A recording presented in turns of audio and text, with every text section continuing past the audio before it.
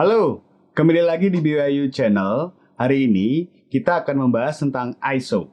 Terima kasih yang udah like, subscribe, komen di video gua ini. Gua akan terus sharing tentang berbagai macam hal tentang fotografi.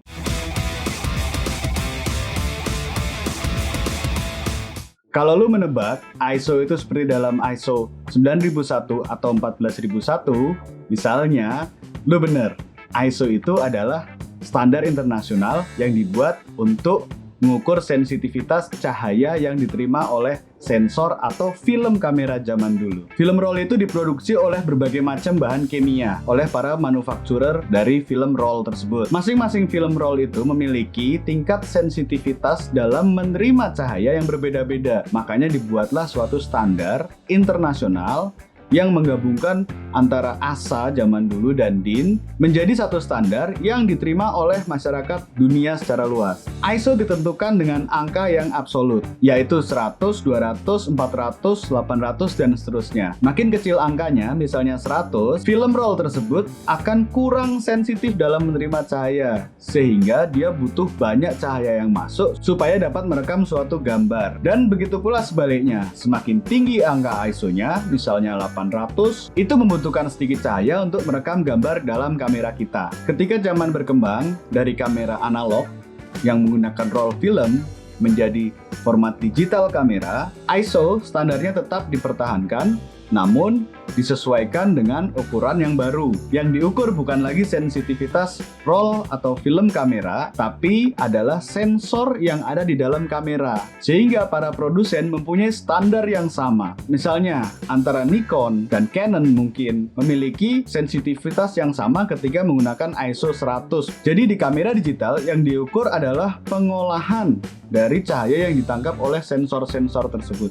Lu bisa browsing standar ISO terbaru untuk kamera digital, banyak di websitenya. Kalau lu tertarik untuk mendalami lebih detail, lu bisa cek di video gue sebelumnya tentang shutter speed ataupun aperture. Gue menganalogikan bahwa aperture itu adalah lebar kita membuka tirai di pagi hari, sedangkan shutter speed adalah seberapa lama tirai itu terbuka. ISO adalah sensitivitas benda-benda yang disinari oleh sinar matahari tersebut. Dengan waktu penyinaran yang sama dan bukaan tirai jendela yang sama, tentunya kita bisa merasakan hangatnya akan berbeda-beda antara bantal misalnya atau dengan meja misalnya. Kurang lebih itulah gambaran dari ISO. Kalau kita ingat kembali segitiga pencahayaan di mana shutter speed itu mengendalikan kita untuk dapat merekam gerakan yang cepat misalnya atau memfreeze suatu motion. Kita bisa memilih shutter speed yang tinggi untuk dapat merekam benda atau orang misalnya yang bergerak dengan cepat. Dengan aperture,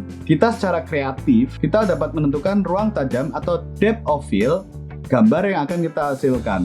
Pertanyaannya adalah, secara kreatif, apa fungsinya ISO? Jawabannya adalah tidak ada. Jadi dengan ISO, memberikan kita peluang untuk membuat gambar yang kreatif dengan shutter speed yang tinggi misalnya, atau ruang tajam yang tipis misalnya. Caranya adalah dengan meningkatkan atau menurunkan ISO dari kamera kita.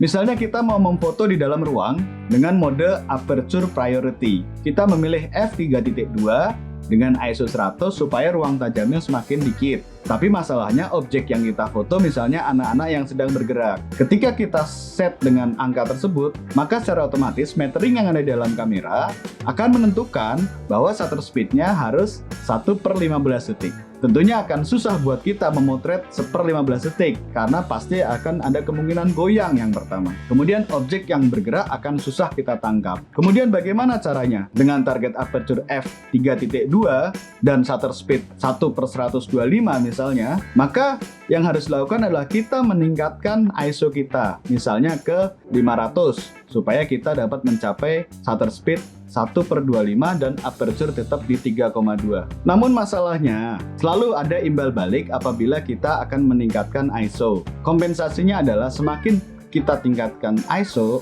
otomatis akan muncul grain atau semacam titik-titik yang ada di dalam gambar yang kita tangkap. Grain itu kita sebut dengan noise. Semakin tinggi noise yang terjadi, maka kualitas gambar kita akan semakin buruk, bahkan warna akan kehilangan dynamic range-nya. Maka dari itu tips yang pertama adalah selalu setting di ISO terendah.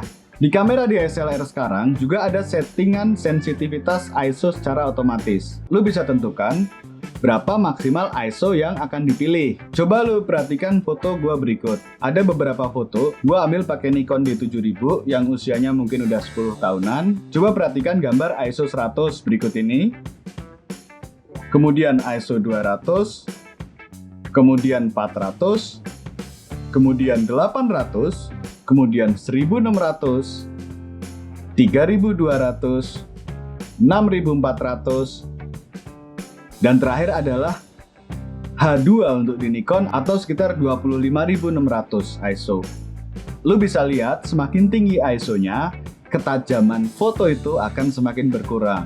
Di samping itu, dynamic range dari warna foto tersebut juga akan semakin hilang. Sekarang kita perhatikan lagi perbandingan objek yang sama, kondisi pencahayaan yang sama di foto dengan ISO 100 dan 25600 berikut ini.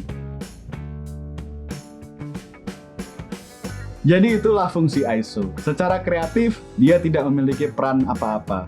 Berbeda dengan shutter speed, memiliki peran untuk membantu kita memotret objek yang bergerak dengan cepat atau freeze motion. Aperture kita gunakan untuk memperluas atau mempersempit ruang tajam atau depth of field.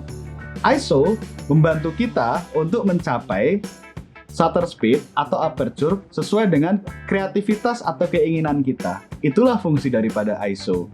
Di video berikutnya, gue akan buat tentang bagaimana kita menggunakan segitiga pencahayaan tersebut dalam kegiatan memotret kita sehari-hari, supaya lu bisa paham konsep dari segitiga pencahayaan tersebut. Sampai jumpa di video berikutnya. Jangan lupa untuk komen, subscribe, dan share ke teman-teman lu. See you!